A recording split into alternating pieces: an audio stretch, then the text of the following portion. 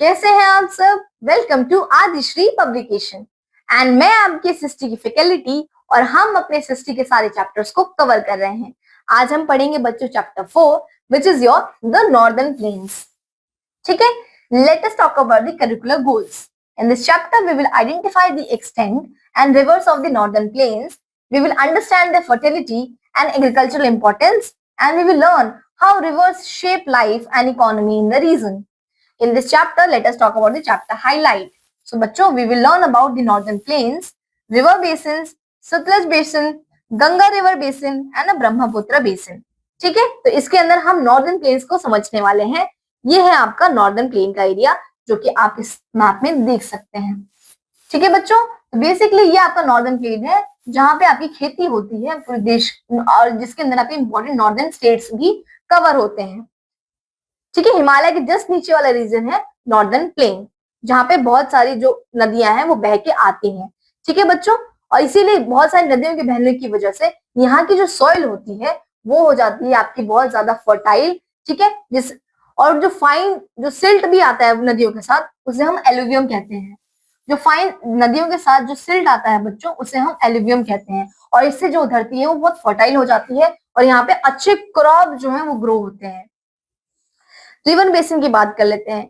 Northern plains को हम 3 river basin में डिवाइड कर सकते हैं बच्चों, वो ये है। ठीक है, हम इसके बारे में वन बाय वन पढ़ेंगे।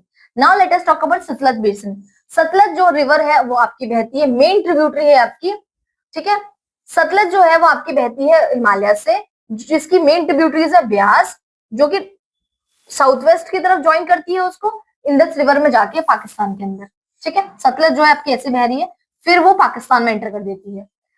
और ये जो बहुत ज्यादा फर्टाइल है, इसके अंदर आपकी जो इसकी वजह से जो मेन क्रॉप्स यहाँ पे ग्रो होते हैं वो है आपके वीट, राइस, कॉटन और sugar cane. Bhakra Nangal dam भी आपका सतलज रिवर पे ही सिचुएटेड है, बिकॉज यहाँ पे जो धार है वो बहुत ज्यादा है, तो इलेक्ट्रिसिटी अच्छे से यहाँ पे जनरेट हो पाती है। ठीक है, इंदिरा गांधी कैनाल भी आपका सतलज रिवर पे ही सिचुएटेड है। ठीक है, जो कि आपके वाटर प्रोवाइड करता है बहुत सारे राजस्थान के ड्राई एरियाज को। आप बात कर लेते हैं बच्चों हम आपकी गंगा रिवर बेसिन की। गंगा जो हमारे देश के सबसे इंपॉर्टेंट रिवर है और नॉर्दर्न प्लेन की सबसे ज्यादा इंपॉर्टेंट रिवर है, जो कि आपके गंगोत्री ग्लेशियर से आती है, जैसे मैंने आपको बताया था हिमालय रेंजेस के अंदर। इसके साथ ये फ्लो करती है अपने ट्रिब्यूटरीज के साथ, जो कि है भागीरथी, मंदाकिनी, अलकनंदा और बहुत सारी और छोटी छोटी ट्रिब्यूटरीज है गंगा की, जो बेसिकली आपके नॉर्दर्न प्लेन में हरिद्वार से एंटर करती है। ठीक है, और यमुना जो इसकी बहुत ही इंपॉर्टेंट ट्रिब्यूटरी है गंगा की, तो यमुना जो है, यमुना भी आपकी इंपॉर्टेंट ट्रिब्यूटरी है गंगा की। गंगा के ओरिजिन ये है गंगोत्री, फिर गंगा हरिद्वार में आती है और फिर गंगा जो है पूरे देश के अंदर चली जाती है। ये आपके वाराणसी का चित्र है। फिर वो ईस्ट में जाके बहुत सारी वो घाघर और कोसी को ज्वाइन करती है। जब गंगा बहती है फिर वो ईस्ट में आके घाघर और कोसी को ज्वाइन करती है, गंडक गोमती को भी। तब वो गोमती और गंडक जैसी रिवर्स भी, घाघर, तो बच्चों तो जब गंगा जो है वो फ्लो होकर आती है तब वो आपकी गंडक, गोमती, घाघर और कोसी से मिल जाती है और फिर उनके साथ फ्लो करती है। ठीक है, ये उत्तर प्रदेश के अंदर, उत्तराखंड के अंदर, बिहार और वेस्ट बंगाल के अंदर फ्लो करती है गंगा। और जो है जब ये वेस्ट बंगाल में चली जाती है, वेस्ट बंगाल में ये जब गिरती है तो ये बे ऑफ बंगाल में जाके गिरती है बांग्लादेश के साइड से। ठीक है, और जहां पे गंगा मिलती है आपकी इंडिया और बांग्लादेश के पॉइंट पे, उस वहां पे वो पद्मा बन जाती है। ठीक है, जब गंगा जो है आपके बांग्लादेश में एंटर कर जाती है तो वो पद्मा बन जाती है। ठीक है बच्चों, और इसकी दूसरी बांध जो है वो वेस्ट बंगाल में फ्लो करती है जब वो हुगली बन जाती है। तो जब इसका रेस्ट पार्ट जो है वो एक पार्ट तो इसका बांग्लादेश में चला जाता है और बाकी जो रेस्ट पार्ट जो बहता है वो हुगली बन जाती है। ठीक है, जो कि वेस्ट बंगाल में बहता है। Now let us talk about the Brahmaputra basin. ये भी आपके मानसरोवर लेक से ओरिजिनेट होती है।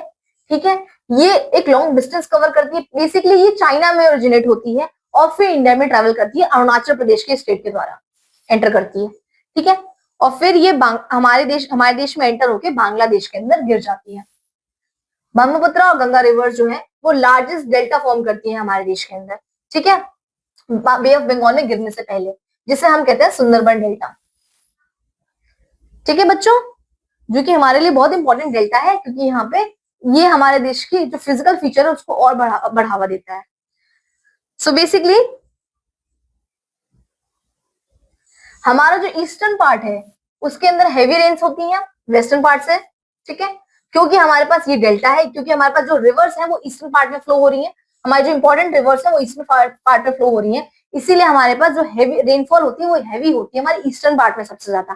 ठीक है, अब तो इंडस्ट्रियलाइजेशन की वजह से हमारी जो रिवर्स है वो बहुत ही ज्यादा दूषित हो गई है, गंगा और यमुना जैसे सारी रिवर्स। ठीक है, तो इस चैप्टर में बच्चों हमने रिवर्स के बारे में समझा, हमारे नॉर्दर्न प्लेन के बारे में समझा कि वहां से कौन कौन से इंपॉर्टेंट बेसिन्स होती हैं। ठीक है, अब हम इनके कल्चर और क्लाइमेट के बारे में समझेंगे, स्टेट्स के बारे में समझेंगे नेक्स्ट चैप्टर में। मिलते हैं अगले चैप्टर में। Thank you.